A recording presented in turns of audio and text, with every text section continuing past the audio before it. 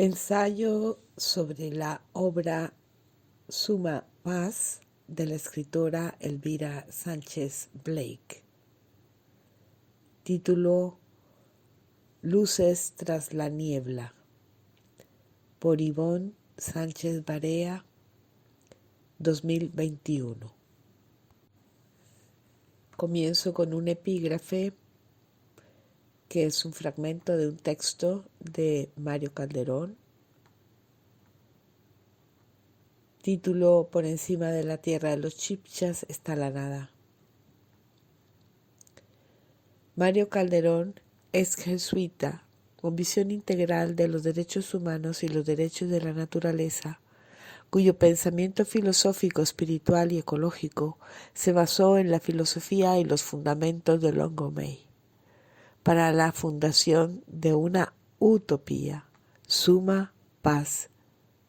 Junto a Elsa Alvarado, su compañera, amiga y madre de su hijo, emprendió su proyecto de vida.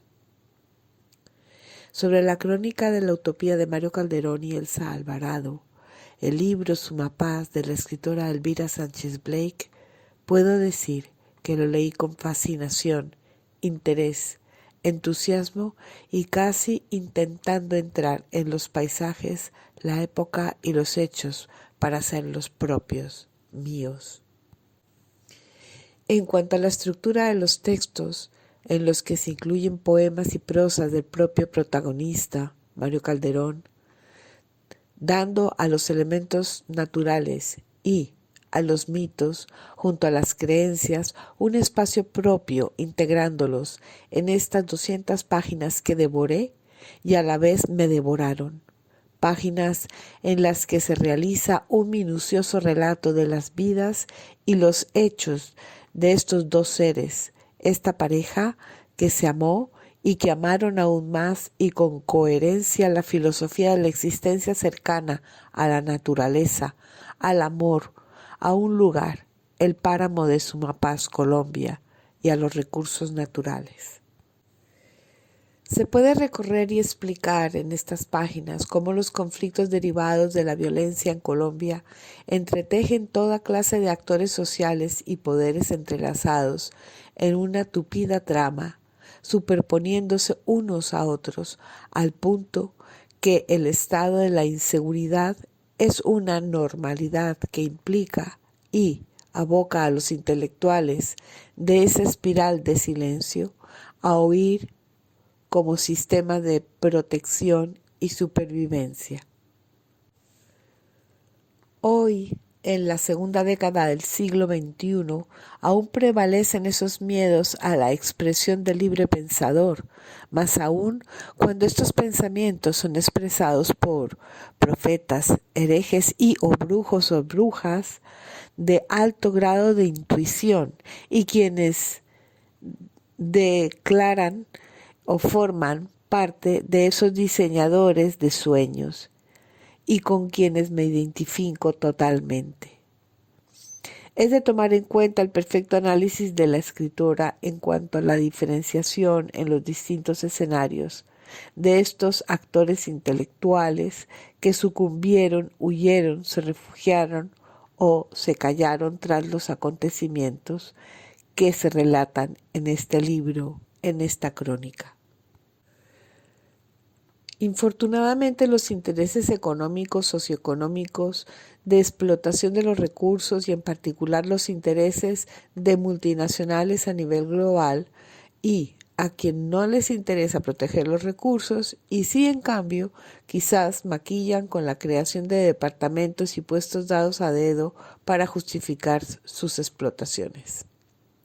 Tenemos los ejemplos de las políticas de Al Gore y por contrapartida el pensamiento y trabajo de las políticas incrédulas que esquilman los recursos naturales y el negacionismo del cambio climático de Trump.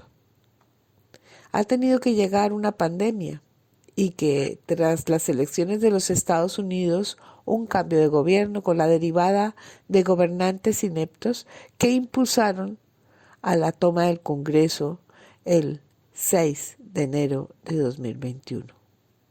el Protocolo de Kioto, convención en el marco de las Naciones Unidas de 1997 sobre el cambio climático, durante el cual no fue firmado por las principales potencias contaminadoras con sus emisiones de gases de efecto invernadero. Gea, la madre de Cronos, nos ha dado ya avisos de la urgencia y aún así no tomamos las adecuadas medidas inmediatas para salvarnos. Anteriormente, en 1992, se llevaba a cabo en la Cumbre de la Tierra en Río de Janeiro que, aunque impulsó a varios gobiernos a cambiar las legislaciones y políticas para cumplir sus compromisos y creando los bonos de carbono para que las empresas cumplan. Me pregunto realmente si los objetivos marcados en Brasil se cumplieron. En 2015 se selló el Acuerdo de París, se firmó la Convención en el marco de las Naciones Unidas sobre el Cambio Climático para la reducción de gases de efecto invernadero. ¿Qué se frenó en realidad en esos 23 años? Y por último, en la Cumbre del Clima de 2019 en Madrid, con una niña que cruzó el Atlántico a vela, Greta Thunberg, quien probablemente despierte la conciencia ambiental de las nuevas generaciones en la mentalidad de cuidar y de la coherencia de cada acto humano y su impacto en el medio ambiente. La ONU también puso en marcha la Agenda 2030 a nivel global. Creo realmente que vamos con retraso para la reconquista de la naturaleza como el principal objetivo de recuperación del bien universal que el ser humano ha de proteger. Un experto ambiental a quien conozco, Jesús Martínez Linares, en la presentación de su libro Planeta Titanic, 10 años para salvar el mundo, advierte de la destrucción de los ecosistemas, del ecosistema coralino tropical en específico, que se está muriendo. Y eso significa que no hay vuelta atrás, es decir, se nos termina el tiempo. ¿Cuántos Marios Calderonas y Elsas Alvarados han de morir? También está sin aclarar el fallecimiento de Petra Kelly, quien fue hallada muerta al lado de su compañero a primeros de los años 90 en Alemania. Ella denunciaba el daño que hacían las centrales nucleares a los ecosistemas. ¿A quién interesaba quitarse la ampolla que denuncia? O quizás porque denunció que los partidos políticos no deben convertirse un fin en sí mismos, sino en vehículo para articular convicciones. ¿Qué tipo de intereses medran en todos estos asuntos? Mientras que ellos, los verdes, no tienen ideologías prefabricadas que ofrecer. También hace referencia a que los partidos y parlamentarios no pueden ni deben ser más la voz de las transformaciones, quizás las prótesis para la transformación de los contenidos del estilo de vida de los grupos humanos, haciendo hincapié en 3 procesos erróneos que amenazaban ya por los años 70 a la humanidad y que son consecuencia de políticas equívocas. 1. Detención de las carreras armamentísticas, rearme añadido, etc. 2. Ponerse en paz con la naturaleza y acoplar sus exigencias vitales al marco de las condiciones ecológicas. A lo que personalmente añado, no hacía las económicas. 3. Finalizar la muerte endémica y pandémica por hambre mediante la justa redistribución de las cadenas alimenticias. Las historias de Luther King, de Gandhi, de Kelly, Calderón y Alvarado nos demuestran que, al contrario de estar en la cúspide de la civilización humana, las sociedades globales han caído en el detrimento del planeta, anteponiendo la explotación de los recursos naturales, los intereses económicos políticos, la venta de los estados a cambio de armas, los cultivos ilícitos, el tráfico de armas y las drogas, el consumismo incontrolado como riqueza, convirtiendo a la industrialización como si fuera un recurso inagotable, siendo una dicotomía cuasi psicótica de los propios estados, quienes no han preservado los recursos naturales. Por el contrario, estimo que es desde esa riqueza por la que el ser humano sobrevive y gana calidad de vida. Así, unos tras otros van cayendo aquí y allá. En Colombia se contabilizan desde 2016, en apenas 5 años, la cantidad de 900 líderes sociales asesinados. Así, si sumamos y seguimos y contabilizamos los líderes ambientalistas caídos en Colombia, tristemente sumaron en el año 19 un total de 64, de 212 líderes ambientalistas caídos en el mundo. Estas cifras, estos números nos indican que el mero hecho de querer proteger la Tierra, nuestro planeta, nuestros recursos naturales, de los depredadores y sus intereses, ya de por sí es una profesión de riesgo. Como actor civil, he tomado parte en movimientos locales del lugar donde vivo y el compromiso para con Colombia y sus reservas. Mágicos lugares que desde mi punto de vista han de quedar totalmente vírgenes. También me he comprometido en esencia con la Sierra Nevada de Santa Marta, pulmón de la tierra. Calderón llevaba razón en su premonitoria visión del tema del agua como recurso finito, agotable y frágil. Los temas ambientalistas, desde que tengo uso de razón, me han llevado por derroteros de luchas casi silenciosas, mediante las expresiones artísticas.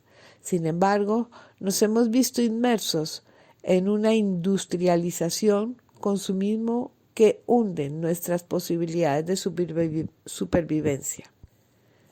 En aquellos años 90 tuve la oportunidad de leer trabajos de World Wildlife Foundation, Fondo Mundial para la Naturaleza, en donde se anunciaba la extinción de animales en nuestro planeta, otra campana que suena con fuerza.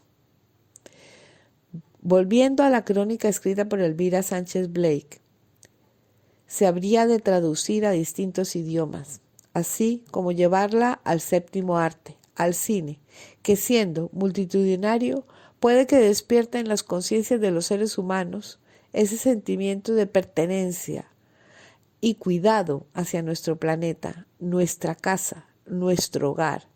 Quizás todavía en Hollywood existan personas con la debida sensibilidad que lleve esta historia, la de Mario y Elsa, a la gran pantalla. Supongo que la ONU, Derechos Humanos, tiene conocimiento de los gravísimos hechos que ocurren cuando personas consecuentes, éticas, consigo mismas y su entorno defienden el planeta Tierra. No puede y no debe haber ni una víctima más entre los ambientalistas. Al contrario, los gobiernos deberían escucharlos, evaluar sus propuestas, acotar los intereses económicos y darles al principal espacio a los intereses de la naturaleza y nuestro hogar, la tierra y el agua como principal recurso de vida. En 2019, en el Senado de la República de Colombia, proclamé la necesidad del ser humano que pase a ser de Homo sapiens a Homo integralis universus, demostrando su verdadera inteligencia en pro de la naturaleza en lo universal. Convoco al género humano y por antonomasia al género femenino, las mujeres como portadoras de vida, sean las salvadoras del planeta.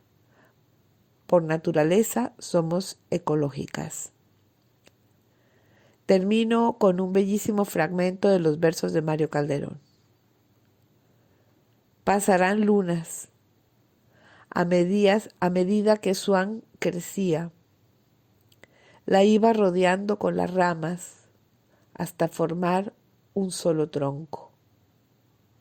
De cerca o de lejos se veían como dos árboles en uno. Desde Granada, España, junio de 2021, Ivonne Sánchez Barea.